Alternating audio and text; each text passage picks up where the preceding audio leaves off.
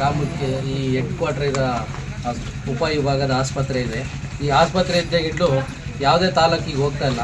ಏನು ವಯಸ್ಸು ಹೋಗಿರೋರು ಇದ್ದಾರೋ ಅವರೆಲ್ಲ ಬಂದು ಇಲ್ಲಿ ತೋರಿಸ್ಕೊಂಡು ಯಾವುದೇ ರೀತಿಯಾಗಿ ತೊಂದರೆ ಆಗದಂತೆ ಅನುಕೂಲತೆ ಆಗ್ತಾ ಇದೆ.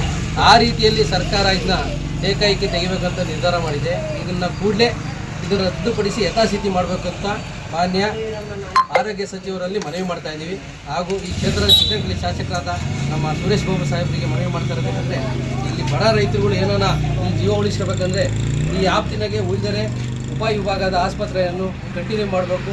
ಇದನ್ನು ಸದನದಲ್ಲಿ ಮಾತಾಡಬೇಕೆಂದು ತಮ್ಮಲ್ಲಿ ಮನವಿ ಮಾಡಿಕೊಂಡು ಈ ಗ್ರಾಮಸ್ಥರ ಪರವಾಗಿ ಎಲ್ಲ ರೀತಿಯೊಳಗೂ ಇಲ್ಲಿ ಏನೋ ತಾಲೂಕಿನಾಗ ನಾವೇನೋ ನಾವು 1-2 ಯಾವ್ದು ನಾವು ಎಮರ್ಜೆನ್ಸಿ ಫೋನ್ ಮಾಡಿದ್ರೆ ಆಂಬುಲೆನ್ಸ್ ಸೌಲಭ್ಯ ಇಲ್ಲ.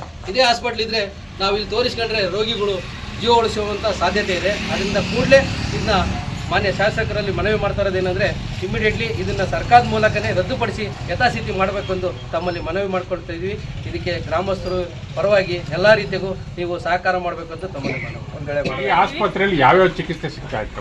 BP ಶುಗರ್ ಚೆಕ್ ಮಾಡೋದು, ಮತ್ತೆ ಬೇಗ ಏನಾರ ಹೊಟ್ಟೆ ನೋವು ಜ್ವರ ಅಂದರೆ ಮಕ್ಕಳನ್ನ ಕರ್ಕೊಂಬಂದು ತೋರಿಸ್ತಾ ಇದೀವಿ. ದೂರ ಅಂದರೆ ಹೋಗೋಕ್ಕಾಗಲ್ಲ, ವೆಹಿಕಲ್ಗಳು. ಈಗ ನೀವು ಇದನ್ನ ಬಿಟ್ಟರೆ ಎಲ್ಲೋ ಬೇಕಾಗುತ್ತೆ ಈ ಆಸ್ಪತ್ರೆ?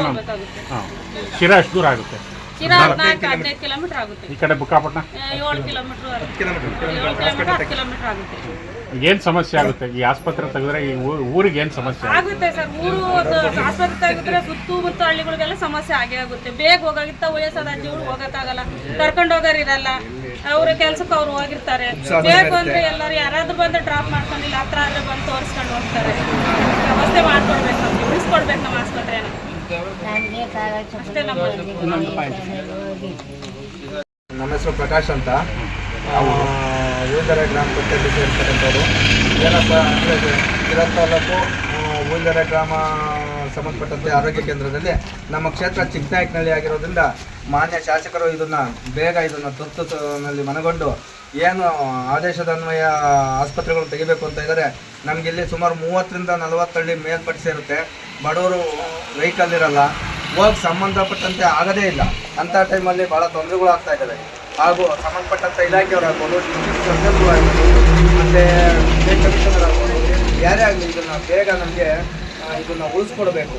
ಯಾವುದೇ ರೀತಿ ನಮಗೆ ತೊಂದರೆ ಆಗಬಾರ್ದು. ಇಲ್ಲಿ ನ್ಯಾಷನಲ್ ಹೈವೇ ಇದೆ, ಅಂದರೆ ನ್ಯಾಷನಲ್ ಹೈವೇ 206. ಇಲ್ಲಿ ಅಪಘಾತಗಳ ಸಂಖ್ಯೆನೂ ಜಾಸ್ತಿ ಆಗ್ತಾ ಇದೆ. ಆಮೇಲೆ ಶಿಶು ಚಿಕಿತ್ಸೆಗೋಸ್ಕರನ ಈಗ ಇದನ್ನ ಹಾಕ್ತಾರೆ ಇಂಜೆಕ್ಷನ್ಗಳು. ಆವಾಗ ದೂರ ಹೋಗೋಕ್ಕಾಗಲ್ಲ, ಏನಾದರೂ ಒಂದು ಕೊಟ್ಟರೆ ರಿಯಾಕ್ಷನ್ ಆಗುತ್ತೆ. ಆಮೇಲಿಂದ ವ್ಯವಸ್ಥೆ ಇರಲ್ಲ. ಇಲ್ಲಿ ಏನಪ್ಪ ಅಂದರೆ ಸುಮಾರು 6-7 ಕಿಲೋಮೀಟ್ರಲ್ಲೇ 30-40 ಹಳ್ಳಿ ಇದೆ. ಆದ್ದರಿಂದ ನಮ್ಗೆ ಇದನ್ನು ಉಳಿಸ್ಕೊಡ್ಬೇಕು. ಸಂಬಂಧಪಟ್ಟಂಥ ಒಂದು ಶಾಸಕರಾಗಿರ್ಬೋದು, ಸಂಬಂಧಪಟ್ಟಂಥ ಆರೋಗ್ಯ ಮಿನಿಸ್ಟರ್ ಆಗಿರ್ಬೋದು, ಸಂಬಂಧಪಟ್ಟಂಥ ಜಿಲ್ಲಾ ಉಸ್ತುವಾರಿ ಸಚಿವರಾಗಿರ್ಬೋದು, ಸಂಬಂಧಪಟ್ಟಂಥ ಮುಖ್ಯಮಂತ್ರಿಗಳಾಗಿರ್ಬೋದು, ಯಾರೇ ಆಗಲಿ ನಮ್ಮ ಕರ್ನಾಟಕ ರಾಜ್ಯಕ್ಕೆ ಸಂಬಂಧಪಟ್ಟಂಥ ಇಲಾಖಾಧಿಕಾರಿಗಳು ಸೇರಿ ಇದನ್ನು ನಮ್ಮ ಊಲ್ದೆರೆ ಗ್ರಾಮದ ಒಂದು ಆಸ್ಪತ್ರೆಯನ್ನು ಉಳಿಸ್ಕೊಡ್ಬೇಕು ಅಂತ ನಾವು ಗ್ರಾಮಸ್ಥರ ಪರವಾಗಿ ಹಾಗೂ ಎಲ್ಲ ಬಡ ಜನತೆಯ ಪರವಾಗಿ ಕೇಳ್ಕೊಳ್ತೇವೆ. ಇದು ನೀವು ಉಳಿಸ್ಕೊಂಡು ಅವರು ಸರ್ಕಾರ ಏನಾನ ಒಂದ್ ವೇಳೆ ಉಳಿಸ್ಕೊಡ್ತಾ ಇದ್ರೆ ನಾವು ಇಡೀ ಗ್ರಾಮ ಏನು 30 ಜನ ಇದ್ವೋ ಯಾವುದಕ್ಕೆ ಆಗಲಿ, ಉಗ್ರ ಹೋರಾಟಕ್ಕೆ ಇಳಿಯಕ್ಕಾಗಲಿ, ಉಪವಾಸ ಸತ್ಯಾಗ್ರಹ ಆಗಲಿ ನಾವು ಮಾಡುವುದಕ್ಕೆ ರೆಡಿ ಇರ್ತೀವಿ. ಎಷ್ಟು ದೂರ ಆಗುತ್ತೆ ಸ್ವಾಮಿ ಇಲ್ಲಿಗೆ? ನಮಗೆ ಇದೊಂದು 4 ಕಿಲೋಮೀಟರ್ ಆಗುತ್ತೆ ಸರ್. ಏನಕ್ಕೆ ಬಂದಿದ್ರೆ ಇಲ್ಲಿ? ಆಸ್ಪತ್ರೆಗೆ ಬಂದಿದ್ದೀವಿ. ಈ ಆಸ್ಪತ್ರೆಯನ್ನು ತೆಗಿತಾ ಐತಿ, ಸರ್ಕಾರ ತೆಗಿತಾ ಐತಿ ಅಂತ ಹೇಳ್ತಾ ಇದ್ದಾರೆ. ಅದಕ್ಕೆ ನೀವೇನು ಹೇಳ್ಬೋದು? ಅದಕ್ಕೆ ಏನಿಲ್ಲ ಸರ್, ನಮ್ಮ MLA ಸಾಹೇಬರಿಗೆ ಹೇಳ್ತೀವಿ, ಈಗ ಆಸ್ಪತ್ರೆ ಉಳಿಸ್ಕೊಟ್ರೆ ಇನ್ನೊಂದು ಸರಿ ಇಲ್ಲಿ ಗೆಲ್ಲಿಸ್ತೀವಿ, ಇಲ್ಲಾಂದರೆ ತೋರಿಸ್ತೀವಿ ಸರ್. ನಾವು ಇದಕ್ಕೆ ಹೇಳ್ತೀವಿ. MLA ಸಾಹೇಬರು ಫಸ್ಟು ಬಂದಿದೆ ಎನ್ಕ್ವೈರಿ ಮಾಡಿ ನಮ್ಮ ಸುತ್ತ 16 ಹಳ್ಳಿ ಜನಕ್ಕೂ ಅನುಕೂಲ ಮಾಡಿಕೊಡ್ತಾ ಇರ್ತೀವಿ. ದೇಶದ ಸಾಹೇಬರು ಅಷ್ಟೇ, ನಮ್ಮ ನೀರು ಸಾಹೇಬರು. ನಿಮ್ಮ ಹೆಸರು? ರಂಗಪ್ಪ ಅಂತ. ರಂಗಪ್ಪ. ನೀವು ಈ ಆಸ್ಪತ್ರೆ ಉಳಿಸ್ಕೊಟ್ರೆ ಮುಂದಿನ ಸತಿ ಎಲೆಕ್ಷನ್ಗೆ ಇಲ್ಲ ಅಂದ್ರೆ ಇಲ್ಲ ಇಲ್ಲ ಸರ್, ಮತನೇ ಹಾಕಲ್ಲ, ಓಟೇ ಹಾಕಲ್ಲ.